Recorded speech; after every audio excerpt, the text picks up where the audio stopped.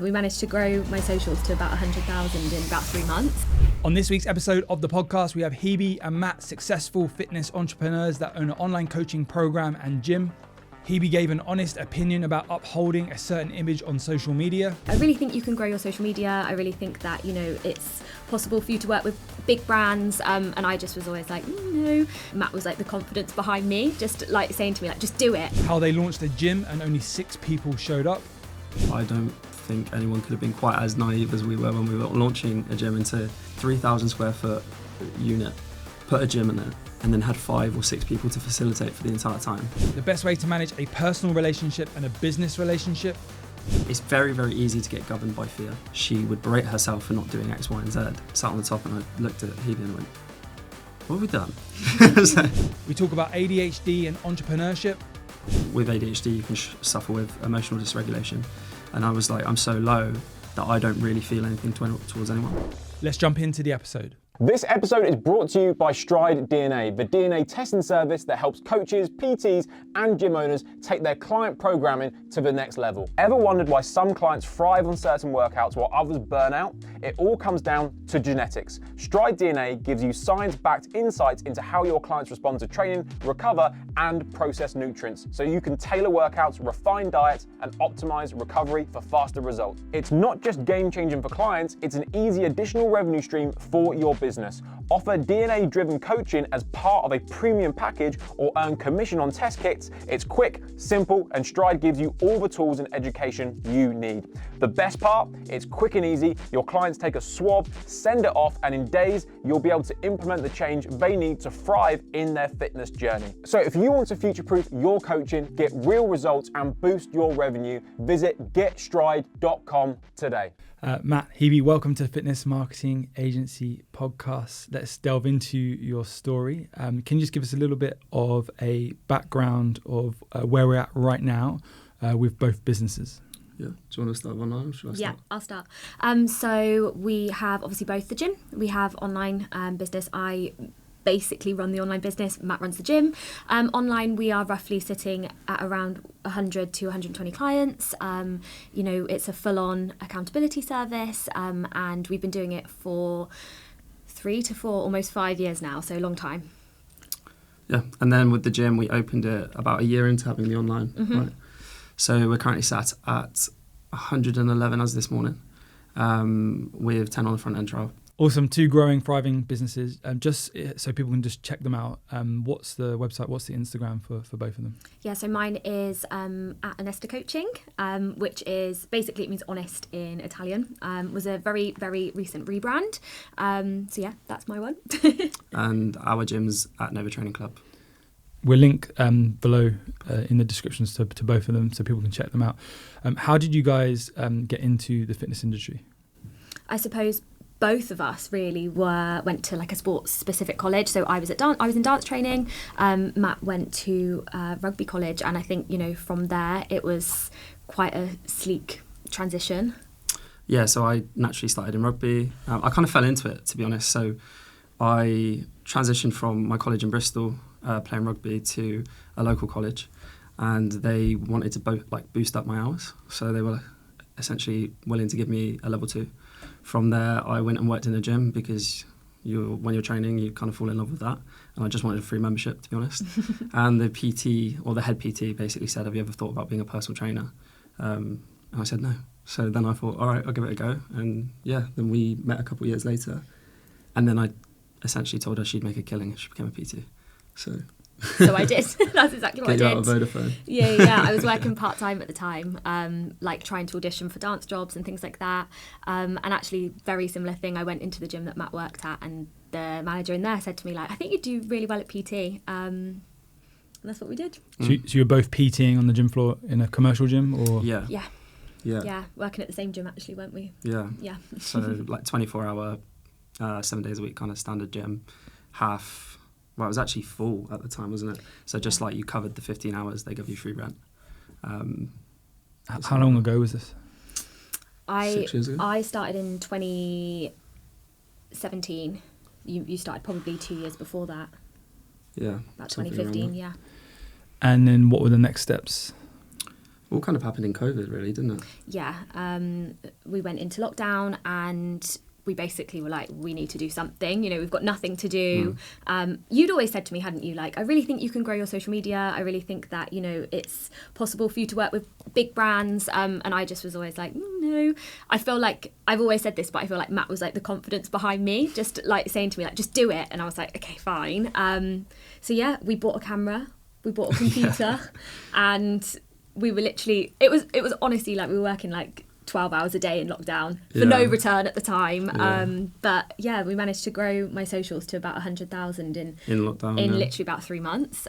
So yeah, it very, very quickly changed in a very short space of time. Yeah, it was strange as well, because it was before the period in which obviously you now have like the TikTok algorithm that's kind of leaked into everything, that's churning content to make sure that people stay on their platform. It's kind of before that, so it was like a organic, like it was way before videos. It was mostly like photos.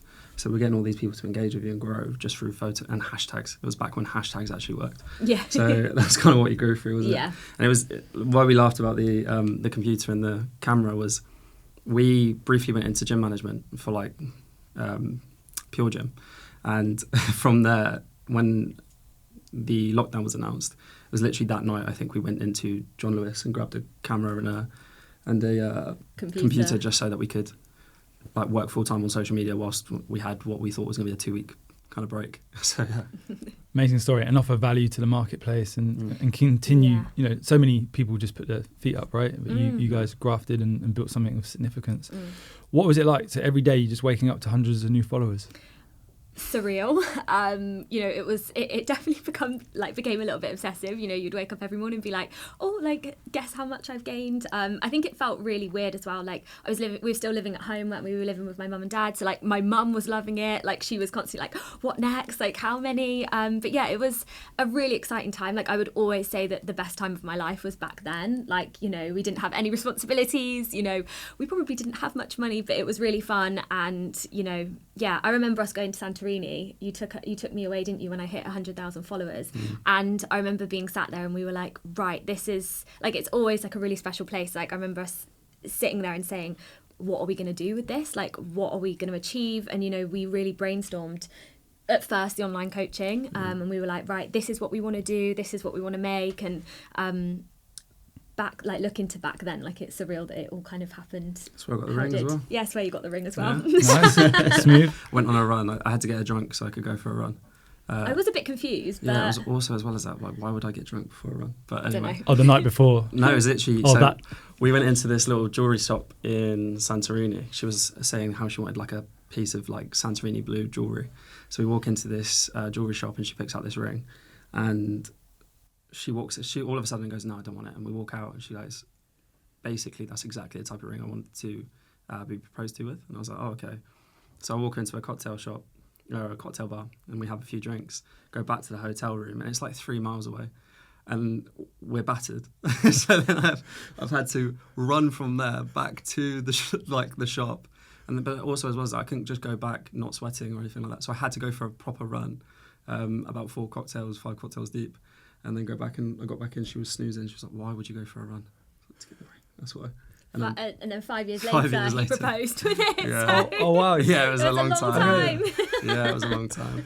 But yeah. You could have flown back and... Yeah. I did always wonder if he had it, but it had been too long by that point, and I thought, oh no, what a great story. Yeah, good story. Yeah, I didn't think the podcast would go down that. No. That's really nice. That's amazing. Because I thought the story was going to be, then I proposed to her on that holiday. No. Okay, so 5 years. Yeah. So we, obviously, as Hebe just said, we kind of brainstormed the online coaching. And then the online coaching did so well. It was kind of like in a bit of an incubator straight after, obviously, the state of the world just coming out of the pandemic, etc., people being more inclined to train at home. And we went from, so I think we launched like 2 months later. Yeah, we literally launched 2 months later. Within 3 months, I think we had 200 accounts recurring. And at that point, I was like, oh, okay, well, I don't know where this is going. I don't know, like, what a wedding would look like. Is it going to continue to snowball? So then I was like, and then we opened the gym. And obviously the gym was a bit of an investment for like the first 18 months, 2 years. And and then all of a sudden I was like, I'm going to be 30 soon, so I do need to propose. Was the gym opening in COVID times, or did you do it Just outside. Okay. Yeah, so it's towards the end of 2021. It was November 2021. A lot of people always ask, like, what's in online coaching? So I'm sure what you used to deliver and package back then has probably changed to now. So let's just focus on now. If I was to sign up as a client of yours, is it ladies only? Is it mixed? And then what do I receive? So we are not exclusive to females, but we do primarily run a female business.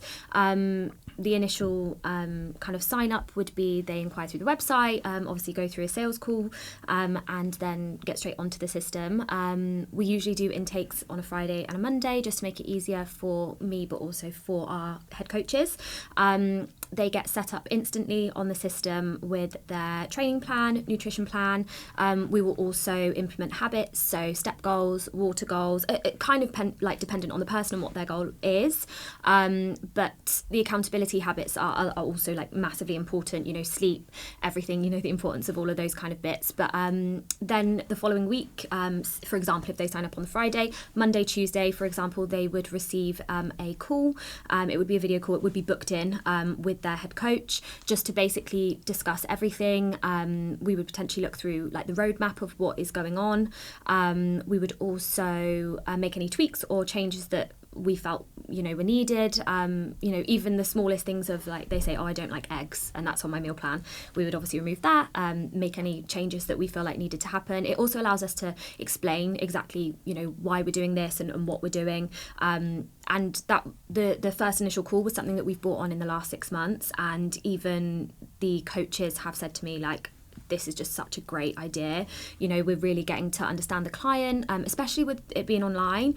Obviously in the gym, we really get to know the clients, whereas online, especially because it is just video, you sometimes feel like they see us, but we don't get to see them massively.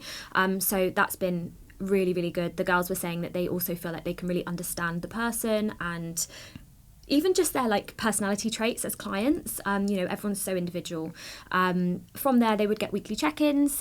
We tend to do a call week 6, roughly 6 to 8, depending on when the client needs it, if we feel it's needed. Some people are just take themselves off and just do what they like to do. They just tick off everything every week. Some people really do need that accountability, and we will implement calls as and when needed. But yeah, the coaches that work for me are amazing, aren't they? They've worked with us since day dot, and they're like a very important part of our business for us. So how many is in that team? It's literally just 3 of us, so me and then 2 others, and yeah, we're all very different personality wise, but we work very well together. After like when we first started growing, we obviously had a slightly larger team. So we had 3 full-time staff of like coaches, and then we had 1 member of staff that would deal with cancellations, exits, admin, that kind of thing. But there's even the reconsultation, that's like a new thing that we brought in recently, and it's just to make sure that the clients that were on board, we're obviously doing online fitness coaching, but a lot of it is to do with the accountability, and it's like that old adage of clients leave when they run out of future. So how we reattach them to their goals, and that's why we basically brought in this free consultation every 6 weeks or so. You change the nutrition every 3 weeks, right? Sorry, yeah, so updates on plans. Yeah, nutrition gets changed roughly every 3 weeks unless they would ask for a change. They will get 4 to 7 options a week for all of their meals anyway. Some people are just easy and want the same things every week. Some people would like a mix up again. With the training, we tend to stick with the same training plan for 6 to 8 weeks just to focus on progressive overload. That was something that I learned very early on, that we were just switching them to keep people engaged, but actually like long term wasn't really worth it, and kind of felt like we actually needed to put our own like education and what we knew about training kind of at the forefront rather than what we thought the clients might want, if that makes sense. But yeah. What's the initial term contract when I get started with you? So it is 12 weeks initially, and then from there it's just a rolling contract, so they can cancel with a 1 month's notice. Average lifetime usually of a client online is 6 to 8 months at the moment. We've seen higher months, we've seen lower, but currently that's where we're kind of sat, which is really nice to know, because it is just as I said, a 12-week package. But the reconsult has been, really, really good, and it's very important for the clients, definitely. Matt, you were heavily involved at the start. Are you involved now at all? I am to some degree. So like I do a lot of so for example, when you were talking about the educational part of the training, so I've mapped out specific journeys from, say, like week 1 to week 52, depending on where that person is in their journey right now. So for example, they might be trying to lose weight, but then they could progress into a point. So if they stay long enough with you, we've had clients stay for like 3 years. So if they stay with you long enough, their life might look different. So if they're progressing into a period of their life where they think about children, so it's like pre-pregnancy, post-pregnancy, menopause, whatever it might be. So we've implemented a lot of that. And what's nice is that obviously both of the services incorporate some sort of online. So whenever I work on Nova or the gym, I can also work on Anesta at the same time. So at the beginning, I was very much involved with like the nitty-gritty, the coaching. Like, how many people did I coach at one point? Like so 180 people. So I'm doing 180 check-ins a week whilst Hebe's pumping out content. But now it's very much like I will be part of like the systems, like the customer experience side, rather than like directly being involved in coaching, etc. So does a client come on board and get given a calorie allowance, step count? Is there like a community element at all? Yeah, so we also have a community group. We found previously that the community groups that worked the best were a little bit more like a chat. So like a WhatsApp chat always works a lot nicer than, for example, like a Facebook group. We've tried both and we found that that's what works best.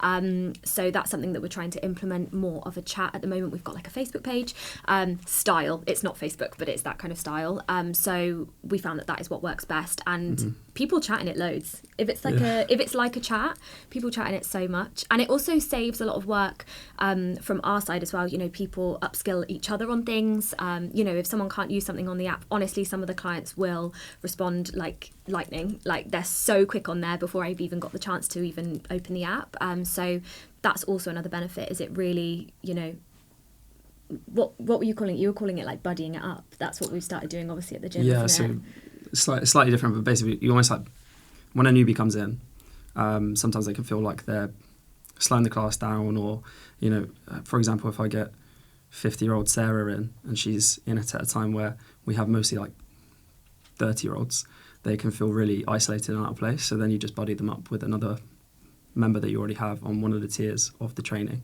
so that they can be coached through and mentored by somebody who's already been here.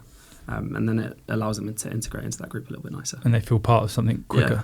And they've got exactly. that friend. Yeah. Mm-hmm. Yeah. Nice. I want to stick on the online, and we will switch to the gym. Let's go back to that calorie. So I get a calorie allowance, step count, and then the workouts. Am I following workouts that you've prescribed inside of the app, or do I go to a gym? How does it work? Yeah, so online we will give you all workouts. They will be personalised down to you.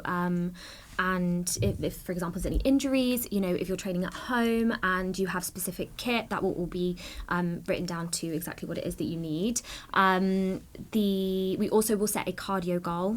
So that's something that might be implemented for certain clients. And a lot of the time we will allow them to kind of choose what cardio suits them, unless we feel like it's a really, really specific goal. Potentially they've got a wedding coming up and we really want to kind of hone in on that final, 4 weeks. We might up the intensity a little bit and be very specific, but we work with Gen Pop. We're not working with athletes. That's definitely not what I do. So because of that, it can be a little bit more flexible. How have you seen Instagram change over the years since you launched to now, in terms of like distributing your content? Crazy change. It definitely goes in, some years you have really good years, some years not so good. I think also you have to change with the time of social media. When I first initially grew, I think Reels were just coming in. Same with TikTok, it was brand new. So that was something that had to be, you almost have to jump upon it like straight away to make sure that you are utilising every feature. As for the way that it distributes my own content, it definitely was easier back then, in my opinion, to grow just through carousels, images, all of that kind of stuff. One thing I would also say is we were providing live workouts almost every day for free. So that was also something that was massive. I think there's also a huge element in depending what kind of part of life you're in. You know, you grow with social media, you grow as a person. You know, I was 23 when I first started. I'm now, well, I'll be 30 next year. I'm actually only 28 right now. But, you know, like back then it was, I felt so young, do you know what I mean? And I think, yeah, it evolves with you. I also think that when you are in better shape, I feel like for me personally, I always felt like when I was potentially leaner or when I was in a cut, I always found that my engagement was significantly higher. And that's something that is really hard to, you know, it's a hard pill to swallow sometimes because, you know, naturally you're going to go through phases in your life. For example, if I was to have a baby, you know, my life is going to look completely different. I've gone through 2 bulks in the last couple of years, found that very, very difficult, but also knew it was something that I really wanted to challenge myself to do. And it does have a slight effect on socials, personally for me. Why do you think that is? I think primarily because when I grew, I was initially because I lost weight. So when I grew in 2020, I had lost 10 kilos that year. Actually, before lockdown and everything like that, I had really said to myself, you know, this is the year I'm going to really push for me, because I'd been training clients for so long and felt like I'd kind of pushed myself to the side. So I did that, and I was teeny, wasn't I? I lost a lot of weight, but actually always did it in a really, really healthy way. And I feel like that was also always something that I was a big advocate on, was, you know, I still was and still am, you know, when I go into a fat loss phase, I eat still the foods that I love. You know, I'm super flexible with my diet. Again, I'm Gen Pop. That's what I want. That's what my clients are. So I feel like I really want to try and resonate with them as well. But yeah, I always feel like it's something that definitely plays on my mind sometimes. And actually, if I'm being truthful, I feel better and I feel more confident when I am a little bit leaner or when I have lost some weight. And I don't really care to admit that. Like, I feel like that is who I am and I feel good like that. So I think that's probably most people, right, though? Yeah, absolutely. Yeah, in every area of your life improves, right? But do you feel consistent pressure then? Definitely. I remember going to an event once, and it was a huge fitness influencer, and someone said to her, how do you stay in shape constantly? And she said to me, or not me, she said to this group of people, if I don't, my businesses will go down the drain. Like, she said, my physique is my job. And I think that's true to an element. But yeah, it's a hard pill and a tough pill to swallow. But I think it's part of the industry. Because we've met before, but I wouldn't, seeing you now, I don't see a difference. Like, but you feel a difference in terms of how you're looking, right? And then you think as a direct connection to the business as an online coach. Absolutely. I think in its return on followers and engagement, and I also think part of it is definitely in your head. So there's an element of, I said to you the other day, didn't I? I said, I'm in a cut at the moment, and I said I really feel like I'm less inclined to film. I'm less inclined to be like, I feel like I feel really great today. You know when the sun comes out and you're like, I'm having a really good day today. It's a bit like that.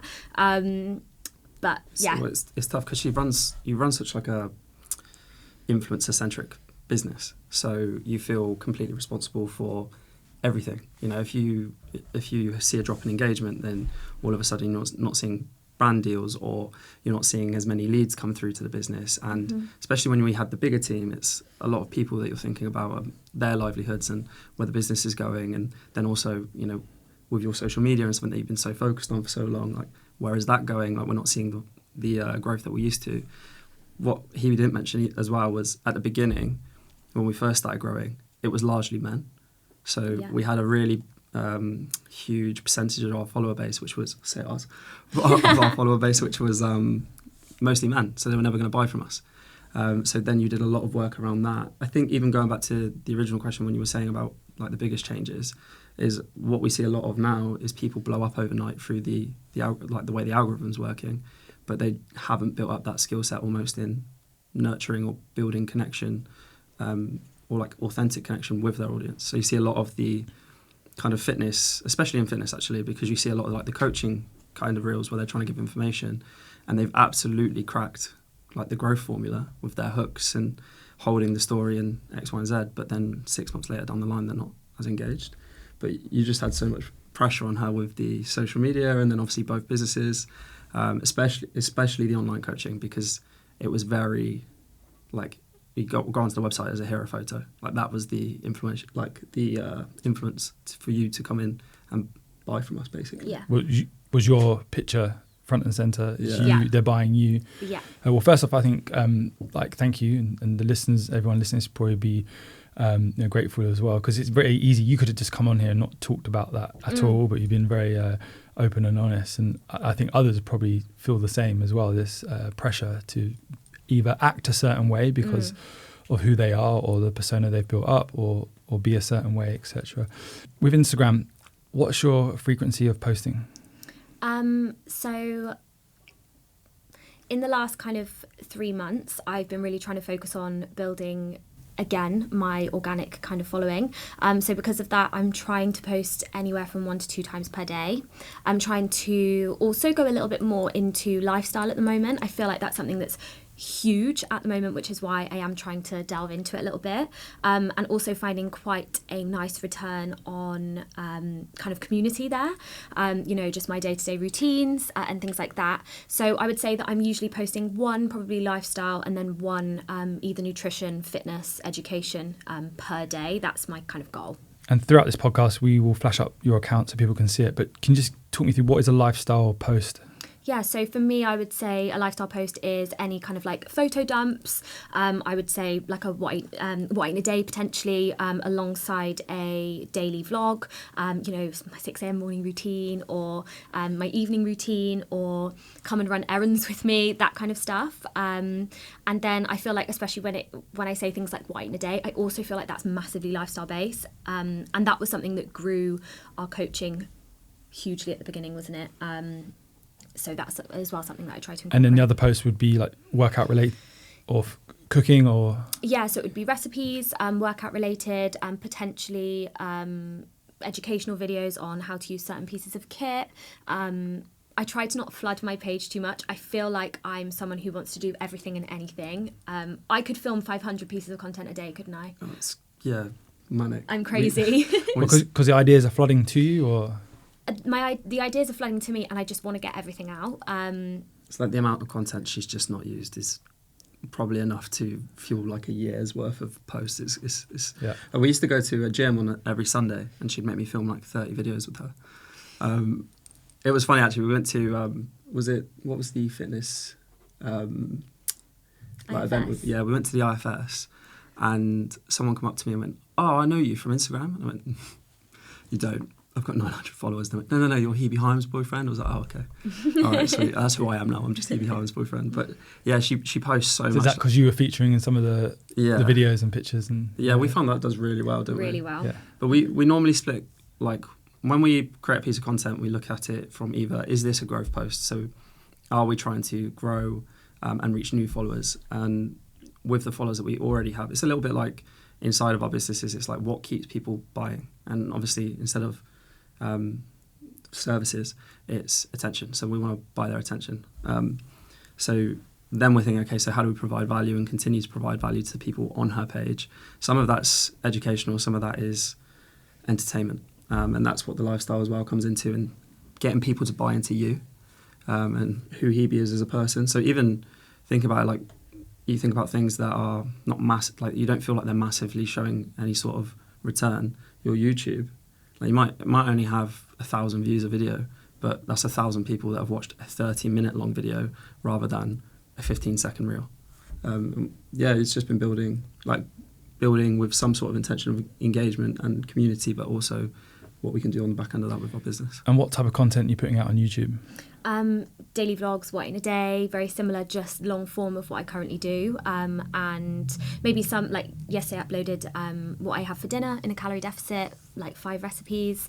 Again, mix and match. I always find that lifestyle and recipes do a lot better on YouTube in comparison to like workouts, which for me I found really hard initially, because I initially grew being very workout heavy, then went a little bit into what I eat in a days, which is when the business started doing really, really well. So yeah, I feel like I've moved with the time. yeah, I love creating content. I'm just a little bit obsessed about it sometimes, I suppose. I just am crazy. Who does the editing? Me. You. And self-taught, or did you get some help? Yeah, no, self-taught. We did have someone who was working with us, one of Matt's friends, but I just found that I wanted to do it. Again, I just wanted to take control. I felt like, I'm quite a girly girl. There were certain things I'd be like, it was a boy, and I was like, you're just making it manly, and I just wanted it girly. So we also found as well, if it was like the heavier it was edited, the less engagement it tended to get. Yeah. I think that just came from like, it was almost a little bit unrelatable by that point. So like a shaky iPhone video is perfect. Yeah. So you could film all day, every day, but obviously I'm sure your schedule doesn't allow it. So what are you doing? You like getting super organized, like, okay, like Mondays is my content producing day. Tuesdays is I'm editing everything. Wednesdays I load everything. Because the biggest mistake that we see people make with their content is they're not planning it. Then it's sporadic, and then it's at the bottom of their to-do list. So with you, it's completely different. So can you just give some insight and tips so others can potentially, follow? I feel like Matt's laughing about this because I always used to want this perfect routine that I felt like I could never find. But in the last kind of 6 months, I felt really, really confident with my routine. And especially in the last kind of 6 weeks, we've really mastered, or we've been really focused on trying to work around each other, which is something that we were not very good at doing. So I feel like part of that is like you said, really, really planning the content ahead of time. I try not to plan anything that's lifestyle. I try to go with the flow a little bit with that, because I don't want it to be unrealistic. I also, there is almost that fun aspect of it. It makes the filming fun when you're like, oh, I'm going to go and, I don't know, get my nails done this morning. I'm sure you guys don't think that's very fun, but when it comes to anything business related, anything recipe related, have to be organised around it. So we'll usually on a Sunday night, we'll sit down and have a little look through my hundreds and thousands of ideas that I've written down in my Notion. And some of them, I think one thing that's really important is you don't need to overcomplicate it sometimes. I feel like, a recipe 2 times a week, what I eat in a day a couple of times a week, and all of that becomes a routine for you. As I said, I'll go through my Notion and I will come up with probably 6 to 10 ideas. I've had to also learn that I can't do everything. So sometimes I'll plan it out in a week, and if I don't get it done, that's fine. As long as I've got something to upload the next day, then it's okay. Yeah, that was something that she was really quite toxic with, was like she'd have this really unrealistic to-do list and then berate herself if she didn't do it. But we used to do this thing, we used to call it Whiteboard Sundays. So we used to track all of our metrics, etc. And it was literally, when we first started growing, we first moved out, get this whiteboard. It's massive. And we'd like bring it into the bedroom, and like first thing on a Sunday morning, absolutely buzzing to look at like the metrics. And what that did was, however, kind of rogue it might have been, or unprofessional, just to have it all on a whiteboard and like could literally rub out if I rubbed my arm across it. It gave us some understanding of like what was working, what was giving us traction, and we were making decisions based on actual evidence rather than, oh, this is just how I feel, like this is how I feel it's going. Because especially when you're so obsessed, not obsessed, it might be the wrong word, but when you're so invested and you're constantly looking at numbers, etc., and you're looking into your analytics, you're watching your number go up and it's a bit addictive, etc., it's hard to remain grounded in what is actually happening rather than just getting emotional, making emotional decisions, which you could definitely do. What sort of metrics were you tracking? Like comments, likes, followers, or is it like more deeper? So we would look a lot at obviously followers, but we'd also look at how long people were staying engaged on videos. So like what is the percentage of watch through? So like how much, like how, or what point in the video are people clicking off? And that tells me, okay, maybe my hook isn't great here, or maybe it's the storytelling element, or, I've used a call to action, that must have been too stingy. That's obviously quite salesy, like follow me kind of thing. And then people don't want to watch or continue throughout the whole video. So from that, you can kind of tweak and play around with what your content's doing. Whereas I think sometimes we can be a little bit stingy. And what I mean by that is it's a little bit obvious that you're trying to get me to just stick to this video. Whereas if you can kind of naturally flow your hook into your story, and then into the call to action, and it doesn't seem like this kind of bump, bump, bump, bump video. It's much easier to watch, because most of the time people go to Instagram for entertainment. Love it. I'm going to keep going on Instagram if that's all right. Yeah. DMs, was you getting a lot of inbound questions, comments? How do you manage that? Yeah, initially, so many DMs. Again, always has just been me in responding to them. I wouldn't say that it necessarily has been massive when it comes to business. Not many, business inquiries, I would say, through DMs, but it was more generic questions, fitness questions that I'm sure later down the line converted into leads, which then long term into clients. I think, having rapport with those people is so important. It's definitely something that I slack on even now, isn't it? You sometimes say to me, reply to your DMs. I'm like, okay, yeah. It's, and actually I really love speaking to people in the DMs.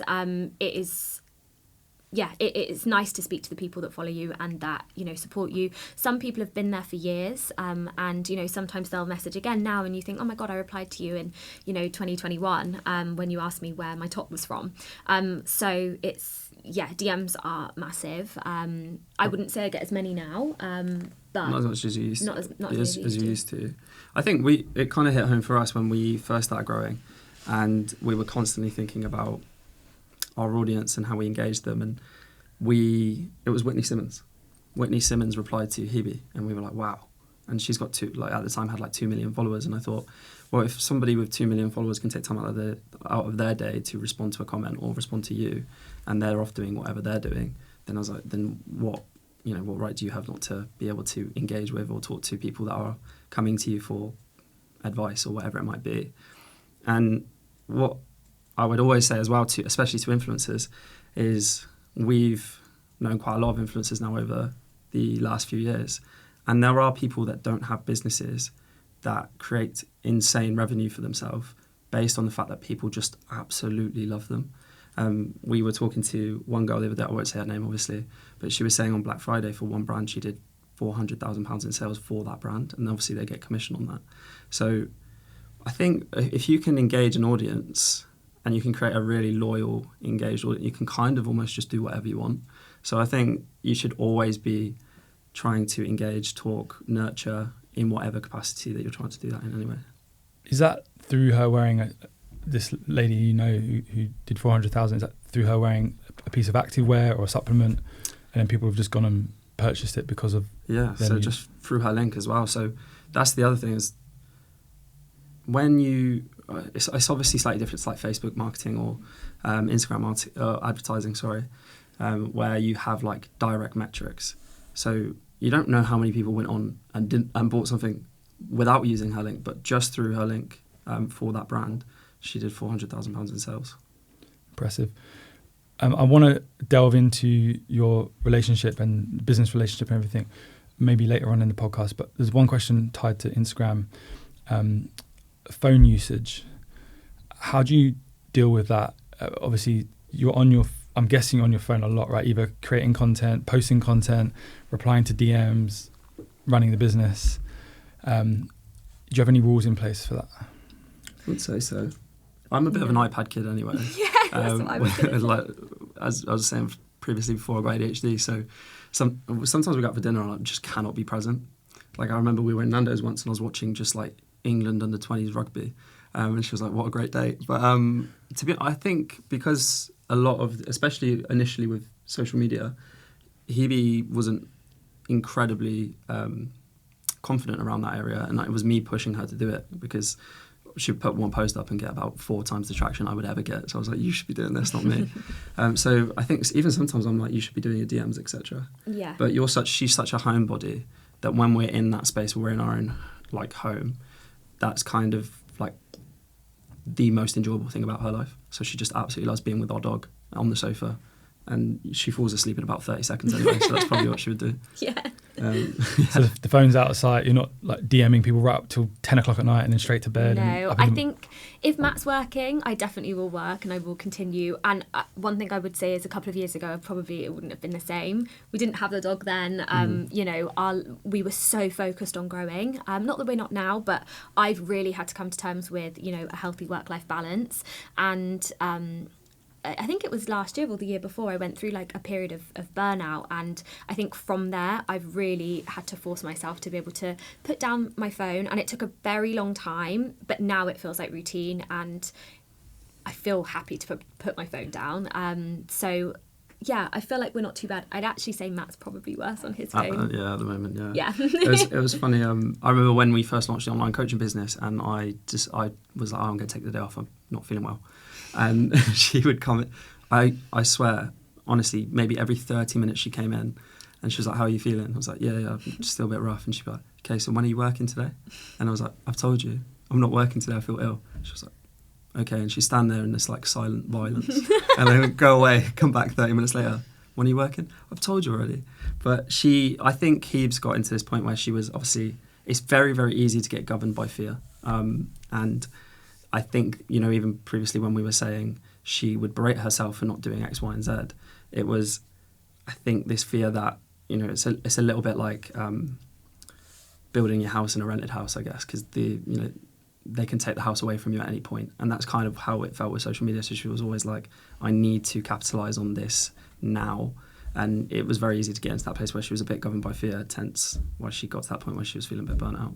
To consistently push work because this might all stop tomorrow. Yeah, I definitely had limiting beliefs that this was just short term and, you know, we'd managed to wing it. And yeah, I don't know. We work incredibly hard, but like, I feel like even then I just was like, surely this isn't real. But it is. So we just make sure we especially now, actually this year, we've made it a big emphasis that in our working diaries, we're almost more disciplined with a working diary so that we have more spare time so that we can book it in and make sure that we are resting a little bit, because it doesn't have to be all or nothing. Mm-hmm. Let's talk about confidence. It's been brought up a few times. What would you say to people listening who do lack that confidence on camera? A few tips around that. Yeah, I think you know, it's that kind of old thing where you basically have two choices. You can be brave, make the decision to post on social media, post on YouTube, whatever it might be, and accept that people probably are going to make comments in your local area, or especially when you're younger, like you're always worried about what people are going to think. But then what I used to say to Hebe was, you know, if you, it was KSI I used to use. So if you look at KSI when he was 13, like especially 13, 14, 15, 16, however old he was, people would have just thought he was this bit of a goon. But I'm sure he doesn't care about what those people think anymore based on how much he's making. And it was you have two choices. You can be brave, potentially fail and have that be public, and potentially be miserable, or it could go well. Or you have the choice of you never pursue what you want to do and you guarantee that outcome because you've never really pursued it, you've never given it a go. So I think it's essentially like you have to think about what you want from your life, what is the outcome that you want, what do you want to achieve, and then you have to put your best foot forward towards that and kind of disregard the rest. And having good people around you is obviously massively helpful. Yeah, I think, you know, a lot of people probably don't have that, you know, backbone of support, and especially, you know, as a female, some people's partners might not like them doing social media. I definitely think that is a big thing. Luckily, Matt doesn't care. I'm sure he doesn't care anymore. No, he never cared. But I think there is also that, you know, you have to do it for you, and like long term, the benefits far outweigh, you know, the few comments, or like Matt said, in the local area people might, you know, bring things up. And I do think sometimes people have a different idea of who people are on social media, and then you meet them in real life, you're like, oh, actually they're really nice. But I think, yeah, it's just confidence wise, as Matt said, you either go for it and you make something out of it, or you never try, and the only way to fail is to stop trying. So you also are going to be really bad at it. Yeah. So it's like just reps, get through a rep, and eventually you'll build it up. Just like any new skill. Yeah. So I think what we see sometimes at FMA is people are more worried about what their closest friends, so-called friends and loved ones, and even competitors will think about them. So they just don't put it out. Mm-hmm. And it's like, well, those people are closest to you, not your competitors, but like, don't make it about you or them. Make it about the wider audience that you can impact Yeah, for the definitely. better. And Yeah, 100%. when you think like that, then that's when you can get that shift and pump out the content to the level that you're doing it. So Yeah. Yeah. good. Are you doing the sales calls now for the online, or Myself or you? I'm not. Matt will be doing them for the Yeah, paid so I'll be ads. Yeah. moving on to and that's the one. That's why we're bringing on the 2 full-time members of the gym, so Okay. that we can yeah, get them through all the sales training, etc., Mhm. and then alleviate me from a little bit of that, so that I can do did Linus used to do the sales for you? inbounds. Yeah. Okay. So I started on it, but Yeah. the first day, the very first time we launched, we had 100 leads come in on the Yeah. first night, and I was like, I think I literally worked 16 hours of back-to-back sales calls for 3 Yeah. days and went, get me off this, get me an inbound sales team. And then we went on to that, but the conversion was never really amazing. Yeah. Then I went back onto it for a little while when we, like last year, didn't I? Mhm. But then I had the gym. Then I was going through getting ADHD medicine. So I came off it for a little bit, didn't But he is going back on there. And Yeah. you're doing it at Hebe at the moment, or no? No, Linus is still doing Liz it. is still doing it. Okay, Liz cool. still doing it. Yeah, Yeah. I have done it before. And got really good conversion, but I just don't have the time for When it. you Yeah, get a sure. coach on it, it's so much Yeah. better. Yeah. Matt, Hebe, thank you for pulling back the curtain on the online business. Let's switch to the gym. So you mentioned it briefly. How did that come about?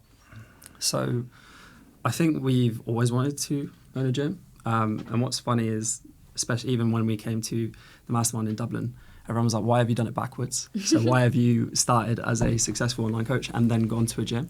But I think, like I was saying a little bit earlier, we're very homebody.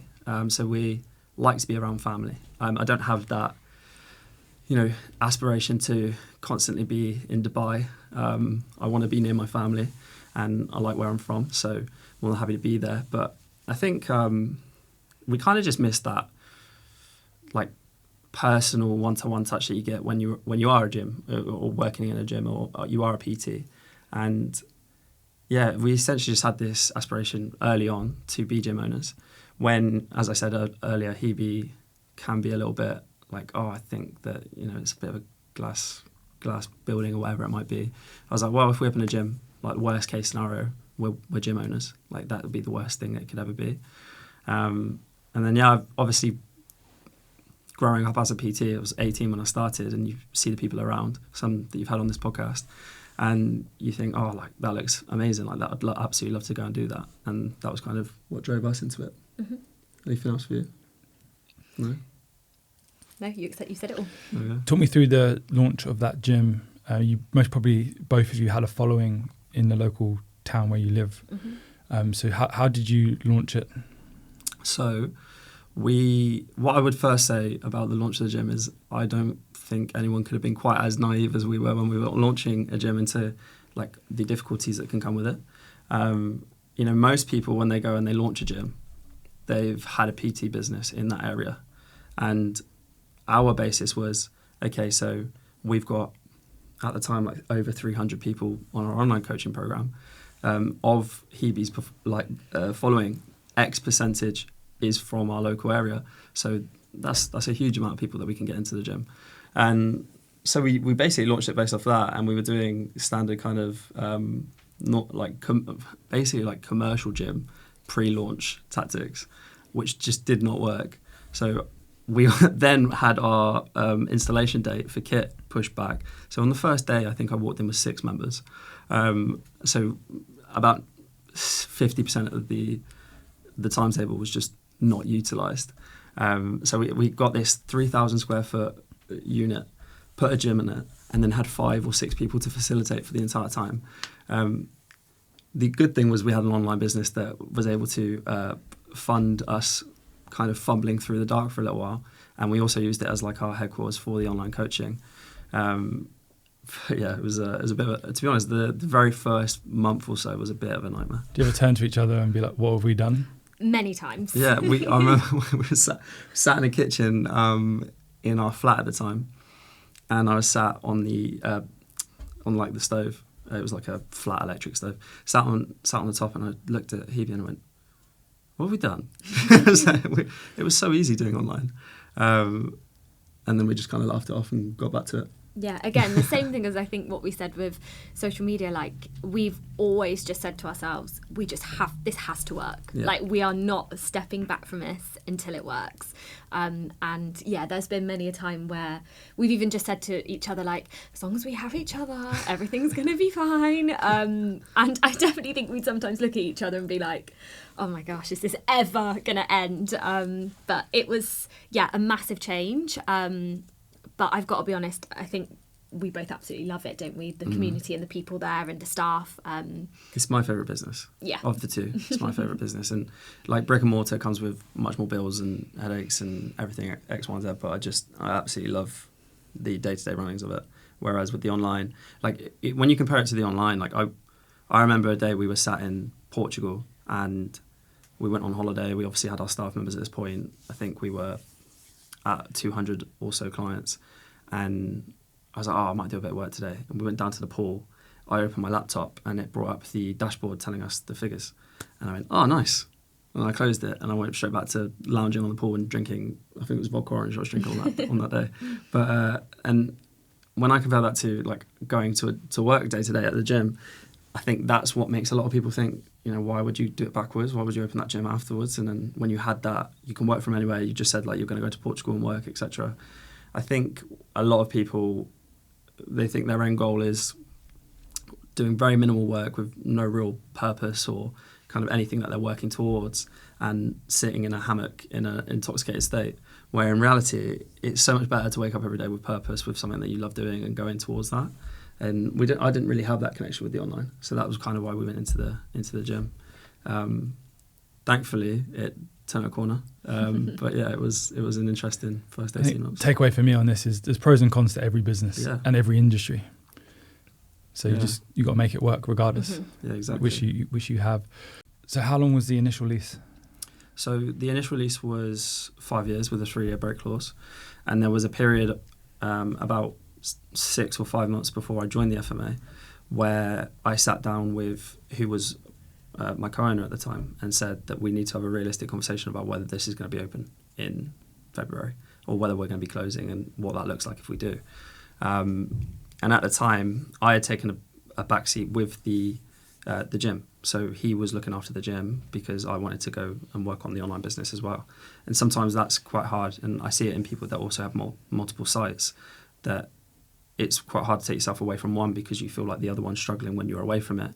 And then you go to this one and this one does well, but then this one struggles. And then you move back over here. And so anyway, I was talking to my co-owner about it. And then, luckily I found this free resource coaching thing about Facebook ads. And we went from essentially trying to sell, standard gym memberships and doing a 2-week free trial to doing a front-loaded front-end program, then going into memberships. And that got us to a point where we got to February and we went like, this works. My cost per lead is too high and it's getting worse because I don't actually know that much about it. I've just got this free resource that gave me very limited information because it's obviously trying to sell something. So that was the point in which we reached out to the FMA, and then from there it kind of turned, and that's why we're now in a better position and we can actually look at our lease and hopefully continue it. Nice. What's the model now? Has it changed since you opened the doors? Yeah, so at first we started off as essentially 1 to 4, but we did it as 2 to 8. So we had 2 PTs in a session, and the PT would basically be 1 hour long. You got 3 sessions in your package, and that was all we did. It was just that PT. So kind of the more traditional small group kind of model. Then when we progressed, we were just chucking everything at it and seeing kind of what stuck. And we started doing like boot camps along the PT, and then we started giving our PT access to the boot camps. And then what we ended up settling on was a 4-session model. So everyone that's on like our traditional membership will get access to 2 PT sessions and 2 fitness sessions. About a year or so or a year and a half to 2 years down the line, we introduced the accountability service into it. And that being said, like we've done the accountability now for 4 years, 5 years. So I think that's the bit that we're best at. And a lot of PTs, a lot of coaches kind of try to go down this route where they're really informational or scientific, like science-based, really heavy on like the coaching aspect side. Whereas with us, we'll never be the best at that. You know, even for myself, it doesn't interest me as much. Whereas the psychology behind how you stick to your training, or you know, how you build and form habits, was much more interesting to us. So that part we feel like we can be the best at. So implementing that into our membership, so that standard normal people that aren't going to be able to go to the gym 7 times a week, or don't want to go to the gym, or never found something that kind of helps them enjoy fitness, it's how we help them get some sort of meaningful results so they don't spend the next 4 years in pain. So the programming that you're prescribing, I'm guessing it's set foundational movements. Yeah. But then what you're saying is you've added in this level of accountability, which is really doing what it says on the tin to then get people the end result. Yeah. So like on my sales calls with people, like quite often I get people say, well, how many sessions do I need to do a week? And I was like, you don't. Realistically, if you're just coming to me for weight loss, fat loss, health, etc., you can achieve all of that with just your lifestyle and, you know, just what you're doing with your food. So it's trying to take people away from this. You're not a hamster on a wheel running around so you can eat more carrots. You do this because it makes you feel good. It helps you stay focused. It gives you the shape you want. It helps you feel more confident. All the other bits that attach to that are far more important in terms of what you are actually telling me you want. And without the other two, so without accountability, without nutrition, it's like the tail wagging the dog. You know, because I'm sure we all know, like, you can hammer training if you want to, but if you go home and you blend up donuts for a donut shake, like, it's going to be hard to be in the shape that you want to. So we're just really heavy on that accountability side. It's really trying to give everyone a more tailored approach from the lifestyle aspect and the nutrition aspect than the fitness. Like, when you work with Gen Pop, for the most part, you can probably take a 16-year-old lad and a 70-year-old woman and give them the same program, and they'll both see really, really good benefits from it. So it's tailoring. We basically do like a skeleton session in sessions, tier 1, tier 2. So people that have been here for a while, probably tier 1. People that haven't been here for a while, they're brand new, can't move, tier 2. Buddy system, teach them through it. And then slight changes per session, depending on who the client is, because we know them. And then the real personalised bit comes from the nutrition and from the accountability part. Where most gyms will do the reverse, Yeah. super high focused on the programming, and then there's nothing, not even a discussion on nutrition. Yeah. And accountability is, well, if you've turned up to the session, so congrats, like, that's it, right? Yeah. And I agree that's where the industry is not getting it right. A lot of gym owners say they just want like the perfect customer to come through the door, and the marketing is responsible for bringing their ideal client through the door. Some gym owners, like, I only want athletes, I only want conditioned people, I only want people that know what a Metcon is, they know what Hyrox is. But the reality is most people don't know what that is.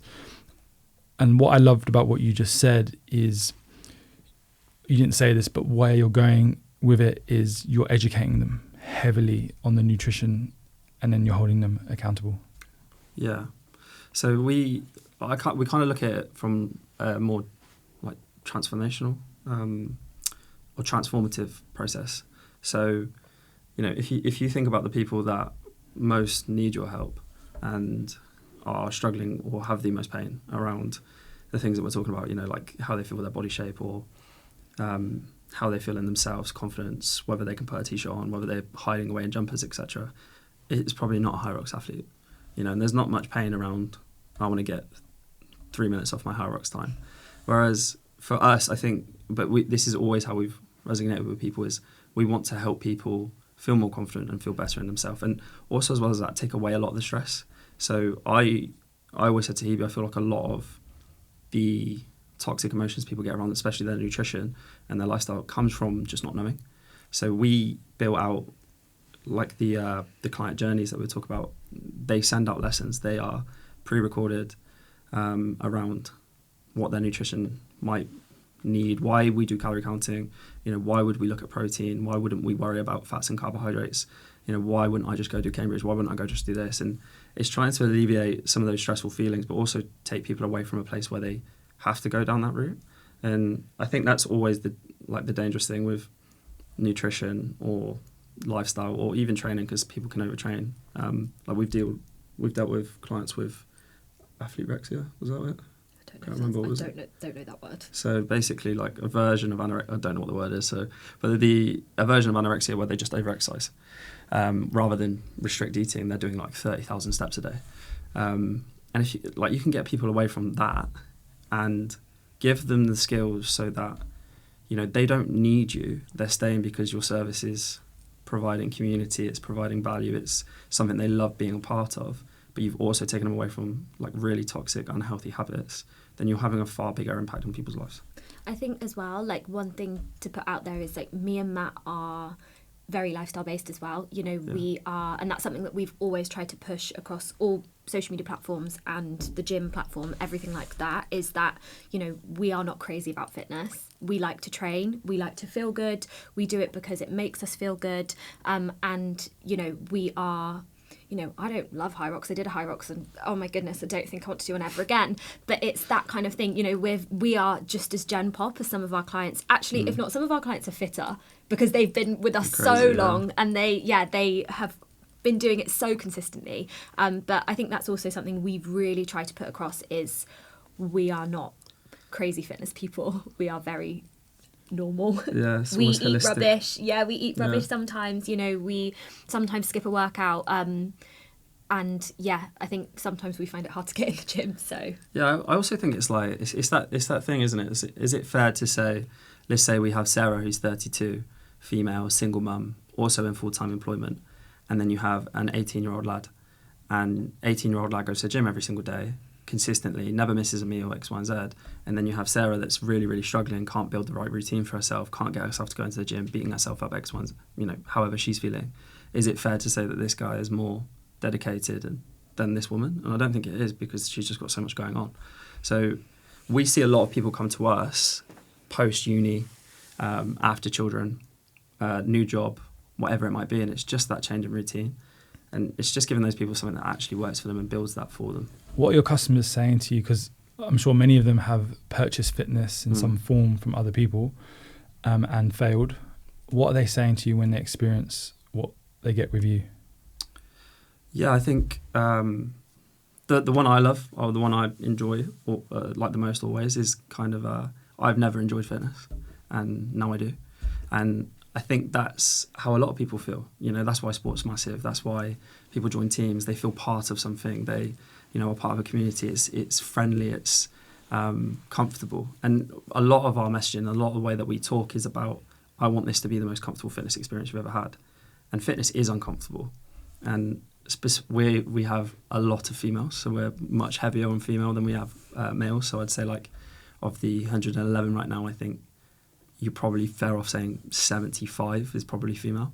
And for anyone, when you go to somewhere to work on something that you feel unconfident with, you feel uncomfortable with, the last thing you need to do is be around people that just are a bit of a, So essentially what we do is we're like, okay, we're very selective of who we put you around, but at the same time, let's put you around people that feel the same, that you can be comfortable around. Mark a line and be like, this is exactly what we stand for and not what we don't stand for, and stop you having to go somewhere, sweaty face, sweaty bun, and make sure that you feel comfortable whilst doing it. Have fun around people that you do like. What's your roles sort of day in, day out with the gym? So mine's heavily sales right now. So we've tried to offload sales a number of times, but as you probably imagine, it's like the life force of the business, especially when you're first starting to grow. So what I would mostly do is I kind of create and design like structure or systems, but the actual following of said system is something I definitely cannot do. And then I run the sales. So a lot of the initial consultations, like the reach outs, the WhatsApp journeys that we have, the follow-ups, the bookings, etc. Hebe is dealing with a lot of the account stuff, because I can't look at that and focus on this. And then we also have obviously a couple of our staff members that deal with things like cancellations, queries, etc. And then one that deals with social media. How is social media for the gym different to online? So I wouldn't say massively. It's strange because we've recently brought on a new member of staff that's doing it, and she's recently had 2 posts go really viral. Like one's got 1 million views and one's got 833,000 views or something along those lines. And if I dissected the content, I have got no idea why they've done so well. It's like a challenge. I get it why, because obviously people comment and they share it. In terms of business, what that does for your business, I don't think it does a lot. With this, the main thing with the Nova account and even the Inessa account a little bit is kind of social proof. It's when people jump on the phone with you, especially if you're closing on the first phone call, it's why is this person going to trust me? And what you can do is you can provide value through community posts or through coaching posts, etc. But then you can also prove that what you're doing is working. So we have like a big square plastic board that I ordered, and it's like the 6-week transformation board. So at the end of their 6 weeks, we get a photo of them in front with the board, and rather than having to pump out progress photos into the local area where some of these people live, some of them are teachers, they probably don't want people being able to see them half naked on Instagram. We have social proof transformational photo with the board. So I think it kind of lets us speak to our audience all the time, but at the same time you can do value, but you can also really make sure that when they get onto this phone call with you, they know who you are and they trust what you're saying. Let's talk about the relationship of partners, business partners. So where did you guys meet and when was this? Tinder. Yeah. So we matched on Tinder for like nine and a half years ago. Yeah, 9.5 years ago in 2016. Yeah, it was 2016. Almost 9 years ago. Almost 9 years ago, sorry. He never knows. Yeah, sorry, something like that. But what was funny is like Swindon, if people know of Swindon, it's not small, but like everyone knows each other. But we didn't know each other. And then we had our first date at McDonald's. We did, yeah. So we had our first date at McDonald's. And then, yeah, inseparable pretty much since. I had a brief period where I lived in Italy. I went off and played rugby in Italy, and she would just fly out all the time and come see me. And that was probably actually the best part of like all the making of our relationship was that brief period. But I was literally saying this on the way up in the car, was I have no idea how people do this on their own or like run a business on their own. Like the fact that I have my partner or my business partner, but also my partner to rely on as a partner, but then also for business side, I think if I had done this on my own, I'd have gone insane a long time ago. Yeah, I think as well, like having, like I said, the backbone of confidence, or like me and Matt are completely different. Like we are completely different ends of the spectrum. The one thing that we have that is very similar is we're both quite confident. We can talk for ages, but I think, as people, we are completely different. I'm very placid. Matt is very fiery. So, you really have the different dynamics. On Monday, we had a really tough meeting with the staff. I took it, so I was nice. If it was more of an angry meeting, Matt would take the angry meeting. It just, we're just completely different people. And I think that we've always said, and like every time if we're having a bad week or we write down our affirmations or anything like that, like one thing I always write is there's no two better people to do what we're doing, and you just have to remind yourself of that sometimes. I think we complement each other very well as well. So I think a lot of people I know of a lot of people that have gone into business with their partner and it just doesn't work. It's like an added stress. It kind of causes strain on their relationship, whereas I would never say that for us we've felt that way.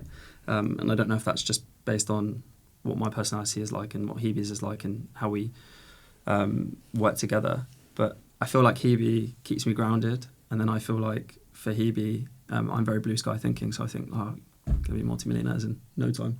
So she gets... Take over the world. Yeah, so she gets, excited. But then she reins me in. I think like entrepreneurs, you're always on. It's hard to switch off. Mm-hmm. So how do you do that in your relationship? I think it's different depending on, where we are in the year, what we're doing. For Matt, he likes to sauna a lot. Me, I don't. So we don't do that together. I would say that what we try and do is just regularly book breaks. I think that's the most important thing for us. You know, I'm pretty laid back. If Matt wants to come home and work in the evening, so be it. I'm happy to sit on the sofa next to him and be with the dog, you know, TV on in the background, but also there is an element of, you know, we do need to have downtime. We try to be a little bit more quiet on weekends. You know, as Matt said before, we're definitely home people. You know, on a Saturday night, sometimes having a takeaway and being on the sofa is actually just all we really need. But I think, you know, regular breaks and trips away sometimes is the only way to switch off. Yeah, I think we definitely go through seasons. Like most certainly, like we have a season of like, okay, this is what I need from you, because right now I'm just completely all in on work and I'm working long hours. I'm doing 16 hours or whatever I might be doing, and that's not going to be forever. But from what I need from you is support and not to get on my back, etc.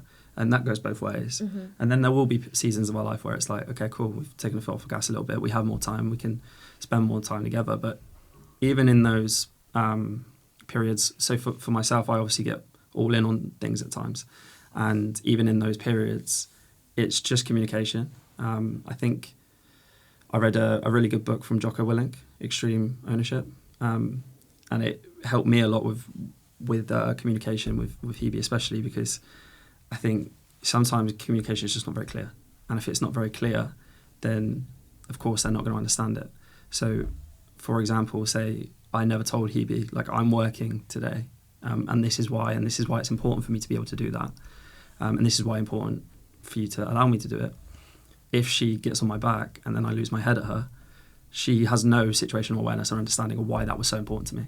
So being clear with your communication and also taking ownership of the fact that you've not been clear. So, you know, if I've said, can you pass me that thing? And she goes, what thing? I go, yeah, the thing. And then she goes, I don't know what you're talking about. And then you get mad at that person. You've said the thing. It doesn't make sense.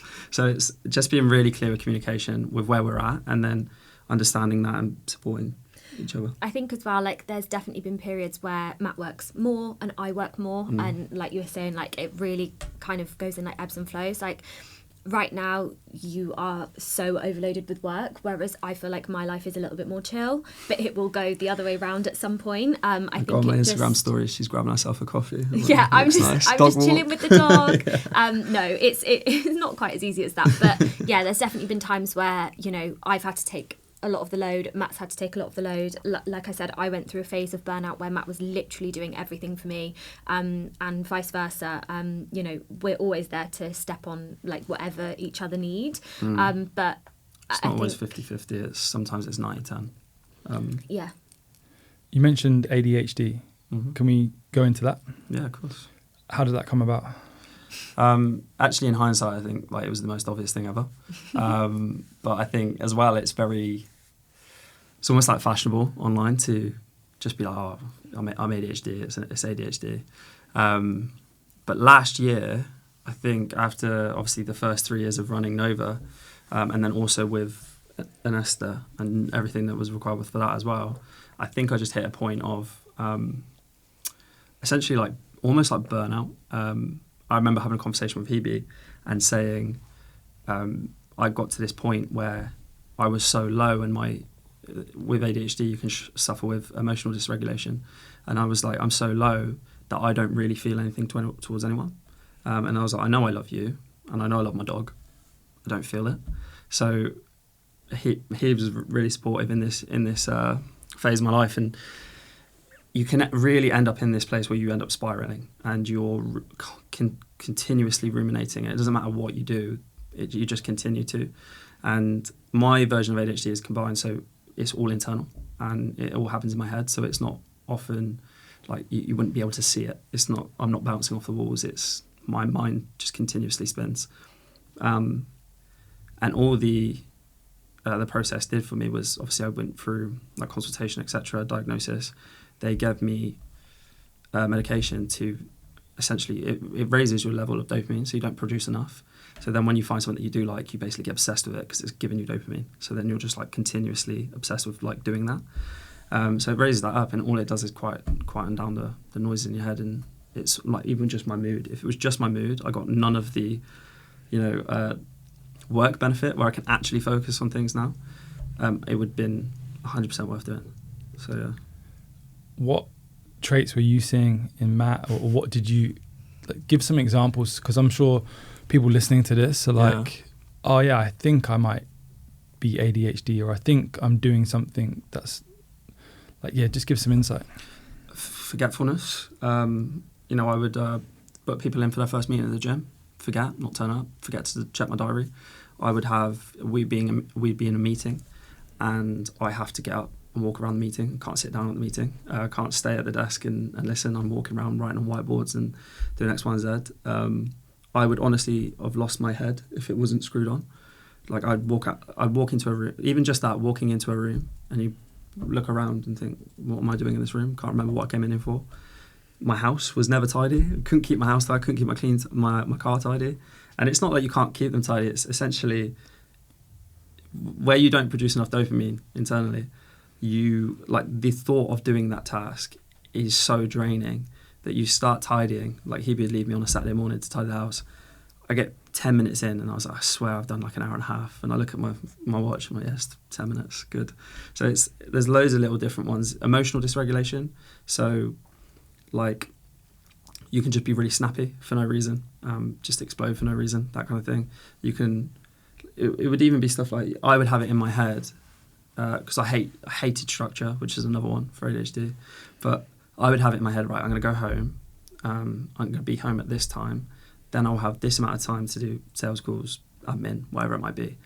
And on the way home, he would go, can we pop into the shop? And I'd think, okay, no, it's fine. It's a really reasonable request. We can go into the shop. Pop into the shop. Comes out the shop. Can we pop into the next shop? End of the world. Raging immediately. So it's just like, it's just so, you're just here and there. There's also like ADHD paralysis. So you can get paralysis on tasks. You just don't want to do tasks. You just cannot get yourself to do a task no matter what you want to do. So like emails, texts, WhatsApps, like I go through large periods of time just not replying to an email just because there was something there. I was like, I don't know why, I just can't do it. I had my sister who used to work for us at one point just opening letters. Just could not get, I was like, I can't bring myself to open that letter. Can you open it for me? And then also the iPad kid thing because I needed something to entertain me. So there's loads of little different things. I basically did the initial like pre-assessment form as in like, I'm going to do this form so he gets off my back because I do not have ADHD, and it came back as like 98% chance of being very likely to have like severe symptoms of ADHD, and it was even in the original assessment with the doctor when I got my diagnosis, and he said things like, "Oh, at school, did you lose things?" And I said, "Oh, I didn't take a bag." And he's like, "What, you didn't take a bag to school?" I went, "No." Why? And I was like, because I would lose it. So I'd lose my pencils, I'd lose my pencil case, I'd lose my planner. And he was like, so you just didn't take a bag to school? I was like, yeah, no, I didn't take a bag. He was like, right, okay. So it was prevalent from childhood all the way up to adulthood. And like I said a second ago, like probably the most obvious thing in hindsight. Since having that diagnosis, what's changed? So much. Like, I just think, even as he said, like mood is significantly better. It was never something that affected our relationship, luckily. As I said, I'm very placid, so I was just like, all right, grumpy, and kind of just would get on with it. But mood, focus, I think your drive, absolutely everything has been positive. There has been nothing remotely that has been negative. I honestly think it is the best thing that we ever did for him. We did go privately and we did pay for it, didn't we? We were really lucky that we were able to do that. Matt's mum, bless her, paid for the initial diagnosis, and it was just amazing in every way. He is tidier, he can focus on things for longer, be present in certain situations, you listen, just everything. It was almost like sometimes his head was just not there. One thing that he was really bad for doing was being on his phone and like not listening to the conversation that we were having, and then being like, oh, were you talking to me? Whereas like all of those kind of small things, it just streamlines everything. That's the way that I would say, like, it streamlines work, it streamlines our life. Everything just feels a lot like calmer.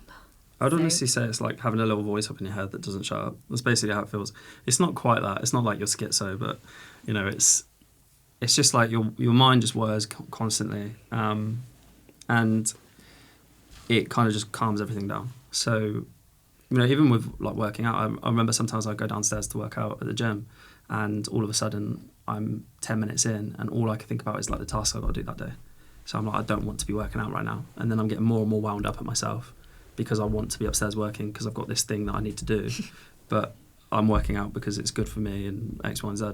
So even stuff like that became easier. Being present on like going for a dog walk. There would be points when I was going for a dog walk, and I'd be 3 minutes into the walk, and it's a 45-minute walk. So then I'm thinking, okay, so how many times does 3 minutes go into 45 minutes? And I'd be breaking down how many more or how much percentage I am through this walk, and how many times I have to do what I've just done to get to the end of it. And just like small things like that. Sounds used to annoy me a lot. And I never would have said that I got overstimulated, but apparently that's what it is. So, but yeah, someone spoke to me recently about it because I'm medicated now. So I'm actually going down on my dosage because I think it's too strong now because I'm literally wired in and I need to chill out a little bit. But someone essentially said to me, like, surely there's some side effects, like surely it's addictive. And it's not. Like the drug that I use isn't addictive, but at the same time, I probably wouldn't care because I'm happy and my mood's regulated. I could literally be in a bad mood for a week for no reason. And then like, what's the side effects? And I said, well, you essentially have to constantly monitor your blood pressure, which I've seen no increase or whatever or fluctuation in my blood pressure or my heart rate. But even if that took 10 years off my life, at least my life would be happy rather than unhappy or miserable or constantly angry for no reason. So I think it was in the whole process of waiting for the medication, you see so many testimonials of people basically saying like, this changed my life, this did this, and you don't really understand it, and then you get it and you're like, oh yeah, that's amazing. I think what you just said will resonate with a lot of business owners. And if it doesn't resonate with them directly, there's probably someone they know that they should send this podcast on to just to listen to that 10-minute segment because they could be going through the same and, you know, very quickly their life could be changed for the better. Even I have one of my best friends. He recently, it was literally after I proposed, but he basically explained to me the way that he was feeling and he was going down the dark path. Not to get into it, but when he spoke to me about it, I was like, I think you have ADHD. And he was like, but it's so bad. Like, I'm almost at a level where I feel depressed. And I was like, that can be ADHD. And it's something like 95% of people with ADHD also have RSD, which is like rejection sensitivity dysphoria. So any type of rejection, failure, whatever it might be, you feel like a deep, intense pain based on that. And you're just constantly ruminating. It's like you have this tendency that someone that you know very well they can just like, even over text. So they reply to you via text and it feels off. And then you're like, this person hates me. And then you just convince yourself that everyone hates you. And it's just all these like little stressful factors. And so like dealing with clients, I want to stop, I want to cancel. Yeah. You would personally take that as like an insult. Oh, yeah, not even that. So like you can obviously dissect it and you go, this is a reasonable thing that they're saying. Doesn't matter. Like when we would do NPS or like customer or client feedbacks, like deeply painful. So like dealing with those, like, especially now being medicated, like a lot easier. But because they would say something like you wouldn't agree with or might be negative, and then just negative, yeah. You would just be like, no, that can't be the way. They're wrong, we're right. Or not even that way. It would be more like, so they say, I don't like this, or make a complaint, and it doesn't. You don't disagree or argue. It's that you then internalize, and you're like, it destroys your own perception of who you are. It's you being constantly negative to yourself. It's constantly like, I'm not good enough. I'm not doing enough. Like, I need to be working harder. I've failed that person, or whatever it might be. So it's all internal. Like, I don't look at that person and then go up and then call them names. It's the voice in your head it's almost like imposter syndrome on steroids. How much of this do you think can be applied to the success that you've had?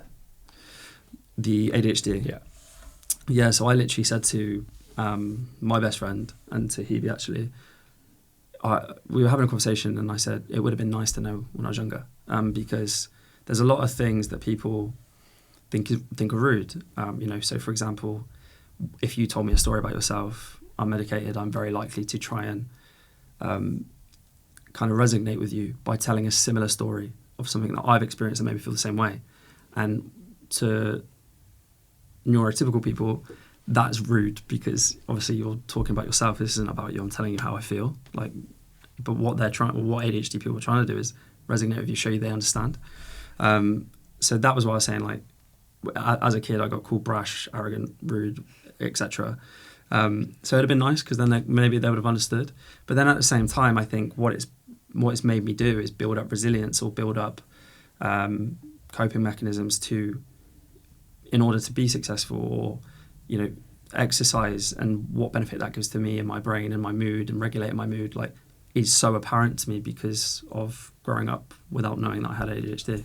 So I think it's instrumental in a way, because I hyperfixate on things, and I have these periods where I'm all in, and I want to do 60 hours of this week, and that can be business, that can be our relationship, that can be anything that it might be.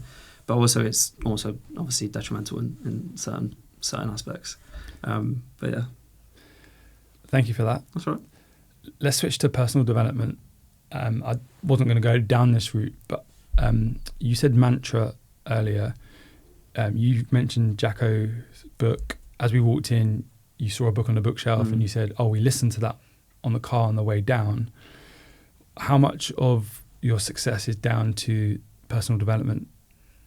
For me, masses. When we first launched the business, I was so heavily focused in daily affirmations, visualization, writing to the universe and goodness, hoping it was going to come true. And I genuinely believe deep down that is why we initially did so well with Anesta, was because I genuinely believed that everything was going to come true, and that, I always say, what do we call it? We call it the being Delulu, the delusional diary. I genuinely love that aspect of life. And I think, if there's any times that I feel stressed or I feel low, that is the first thing that would take me out of that situation. And I think that's part of the reason why Matt has got so heavily into the sauna as well, because it for you is a time where you really can switch off and breathe. And again, we both have completely different ideas of what that looks like. Even for me, I just like writing down, if I'm having a stressful week, what brings me a lot of energy and what drains my energy. And it's even just the simple things of trying to implement what you love and what you do enjoy into that routine, and try and remove the things that don't make you feel so good. The late nights,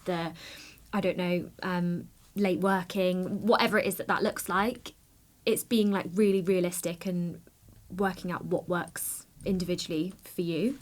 Yeah, Hebe's very spiritual. So Hebe really buys into the manifestation kind of side, The Secret, that kind of thing. One thing I always said to Hebe was manifestation without action is just delusion.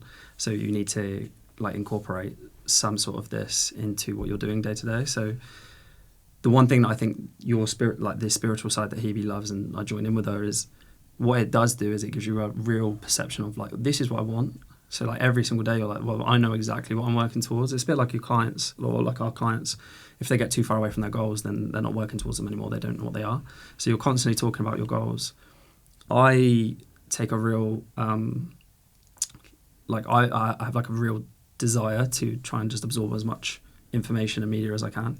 So I do a lot of reading. Mm-hmm. So even with Anesta, so the original launching of it, I read Joey Coleman's Never Lose a Customer Again, and we have a whole 90-day client onboarding journey based off of that book. And one of my favourite books, whenever I get into business with someone, it's one of the books I buy them. I just think it's a great book, and it talks about, the psychological side. And it's a little bit like when I was saying, a lot of PTs try to be on the, almost on the cutting edge of science. It's there's always going to be a doctor that's more jacked than you, so it's a hard one to do. Whereas if you can pull on psychological levers, etc., that's what gets me excited. How can I make this just an amazing experience? If you come to me and you have an amazing experience, you're never going to go try somebody else. So you'll never know if anyone's better than me because you've had such a great experience. So it's a lot like, we read a lot about SaaS, so like marketing and going down that line. Can't remember the guy that wrote This Is Seth Godin, This Is Marketing, great book. Then I read Purple Cow. So mine's very like, I almost manifest, but I do it as like, these are my goals. This is my goal setting. It's not as spiritual for me. Hebe's is very like, this is what this gives to me and this is what I'm going to put out to people so that I get back, and this is where I want to head and this is what my life's going to look like. Whereas mine's like, I just want to learn as much as possible. So I think it's in Shoe Dog when he says fail and fail fast. So that's my whole perception always is, if this fails, fine, because I'm going to have 4 to 5 years of learning so that I can go and apply it to like wherever else I'm going to go put this. Answer it in a second. I'll give you some time to think. What are your top 5, 8, 10 books you would recommend? Have a think. Hebe, how did you get into The Secret, manifestation, spirituality? I definitely think it was something at a time that was like really fashionable, and I was really curious as to what it was. I actually think subconsciously we were doing it for a long time on Whiteboard Sundays. So I always said, like, I felt like deep down actually that was, us subconsciously manifesting. But yeah, it probably was just, at the time I started listening to some podcasts, just some YouTube videos of really random people, and just, listening to their stories and just finding it really inspiring. And I thought, can't hurt giving it a try. And it just makes me feel great. Like, if there is anything, as I said, like visualization, I just absolutely love. I also find for a lot of people, some things work better. They feel inspired by certain things. But yeah, I always, even now, just still love listening to people's like success stories, and even just that motivates me. I think a lot of people in this industry come from a sporting background. They've used visualization techniques for their sport, either amateur, semi-pro, pro level, but then they don't transfer it over to business or their life for some reason. Yeah, and it's so transformative. Like, it's insane to me that some people have never done it, because when I sit there, I genuinely can see what it is that I want and what my goals are, and one day they'll come true. Do you have a vision board? Yeah. Both of you? Or? Yeah. I joined in with her to do our stuff. We did the Tim Ferriss 4-hour work week dreamlining sheet, which is really cool as well. I think that one's a good one as well, because it kind of highlights to you, in this never-ending pursuit of more, like, you actually probably don't need that much. And we did it like last year, and it was like, all right, so if we were completely ridiculous and we said we have this expensive house and we have this car and we've got 3 Rolexes or whatever it might be, and £500 to spend on beach clubs, because at the time we were talking about moving to Marbella, and then we're buying £500 of clothes and being as wasteful as possible. Like, how much do you need to earn? And I think if people did it, they'd realise, like, oh, okay, so that's how much you need to earn. It's not actually that much. Why am I chasing this? Or why am I, constantly chasing this? And especially for us, because we're so happy with just being like, if I just had enough time in the future to pick my kids up from school, to coach their football team or take it to ballet or be present, I think I would happily take £30,000 and that, so when that's like the measurement of success, like everything else that comes after is because we're passionate about it and it's fun and we enjoy doing it. But you're just so heavily driven by, like, this is what I want my life to look like. Doing that visualization, that's what gasses you up, isn't it? Yeah. Would you say you're not chasing money? You've never chased money? I think there's definitely been periods. But like it's that kind of, that first year of the online coaching, you're always thinking like, oh, can we get to 1 million? Like, that's what your thoughts are. But when I think people do that because they don't have any perception of what money they want. I think it's that book, the seven habits of highly effective people, and it talks about paradigms. And I definitely had a money paradigm. So I grew up no money, so anyone with more money was more important to me. And then I think when we started earning money, I kind of realised how ridiculous that was, because I didn't all of a sudden think I was better than anybody. So it was very like chasing money at the beginning, but I'd say like now it's like we just, as long as we have a nice big old house in the country with a big garden, 2 dogs and some kids and time, I think that's what we're chasing really, isn't it? Yeah, just I think the goal is freedom. Freedom. Yeah, Yeah, that's not exactly what I money. was going to say. Business books. Cool. So I think I obviously love Joey Coleman, Never Lose a Customer Again. That's one I bought for probably 3 or 4 people now. And what I love about that is kind of it's that main focus around making sure that people have such a great experience in that first 90 days that they become so loyal and they actually become advocates. So rather than, you kind of front load that first 90 days, 100 days, and then they speak highly about your business and they take over most of the ownership of the relationship at that point. One book I always point people towards is Shoe Dog, especially if they're starting, because I think it's wrote like a story. It's really entertaining, but also you get to see how this person built a multi like £1 million business, and he had no idea what he was doing at the beginning, and like nobody has it all figured out. Again, reads like a story, really easy to read, so it's pretty low barrier to entry. The 7 Habits of Highly Effective People, probably audio though. That's massive. Yeah, you have to chew it down. I remember when I first read it, I was like reading 5 pages and being like, oh my God. We went to Greece and we did an exercise from that, didn't we? On like the island Mamma Mia was filmed on. And then the other ones I've enjoyed, like, obviously I love the Goggins books because, again, story, mindset. I liked Relentless by, is it Grosvenor? Tim, yeah. I enjoyed the 4-Hour Workweek when I first read it, but I feel like you can go too far with that. So, when I was saying like people's perception of like, I just want to be on a beach somewhere intoxicated. Like, I don't think that's having a purpose. I think that's a pretty empty life in reality, rather than having some sort of purpose, but also balancing kind of like your ideas around how much I need or what I want and what I actually want from life, rather than just the pursuit of more and not being present. I'm probably forgetting a load.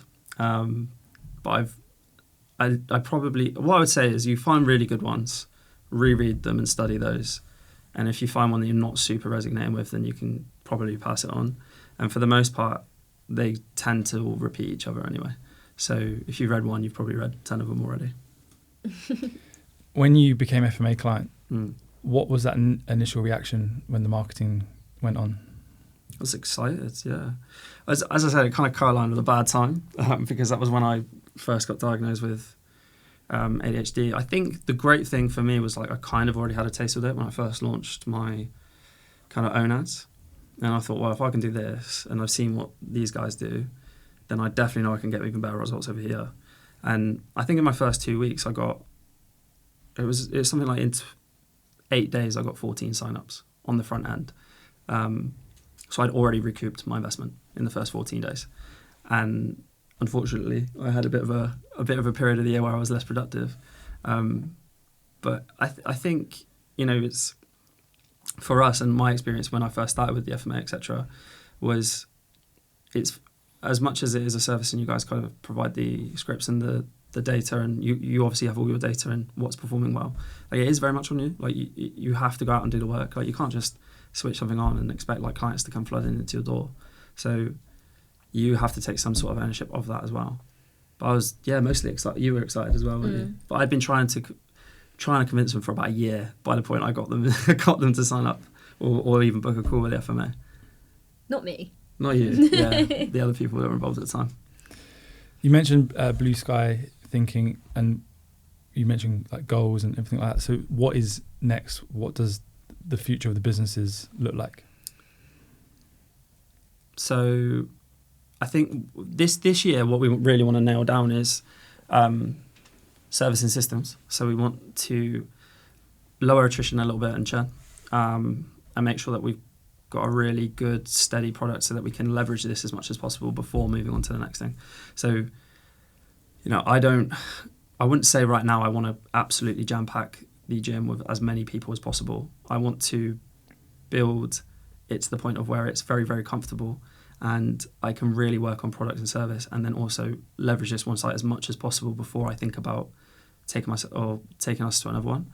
We have been very fortunate with the fact, I say fortunate, we learned a very expensive lesson with opening the gym and having the online coaching at the same time, and without having some sort of like decentralized like command, or some line of command where you're inspiring the people underneath you to be leaders and organise and creating systems so that you can remove yourself without being that bottleneck or taking away from those businesses, then you end up with two very unstable places. So I think what our idea is really refine what the product and the service is and what the systems are underneath us so that we can remove ourselves. But then also at that point, then we can think about, okay, what's the second site look like? With the online coaching, we obviously are looking at launching a new program. And it's just so that, especially with that, like what we have in mind there is more, how do we incorporate community? How do we make the service better? How do we make, being a long-term client with us, how does it evolve and how does it become better the longer that you're with us? And without having, the margins to do so, it's very difficult to do. So growth, always. Like we want to grow. We want to be back at around 200 clients by the end of the year on the online coaching. And then the gym, I'd say anywhere between 150 to 200, I'd deem a success this year. Very inspiring. Hebe, you said you're 28. Yes. Matt? 28. Okay, cool. So you achieved a lot in a short space of time. So congratulations. Thank you. And it's been awesome to get snippets of your story and what you've achieved in business and everything like that. So thank you for being FMA clients. Thank you for coming on the podcast. I'm sure lots of people will reach out to you. So what's your personal Instagrams? We'll link them below on the episodes, but if you just want to shout them out, that'd be great. Yeah, mine's Hebe High PT. And mine's Matty Loader PT. Great. Thank you for coming down. Cheers. Thank you for having us.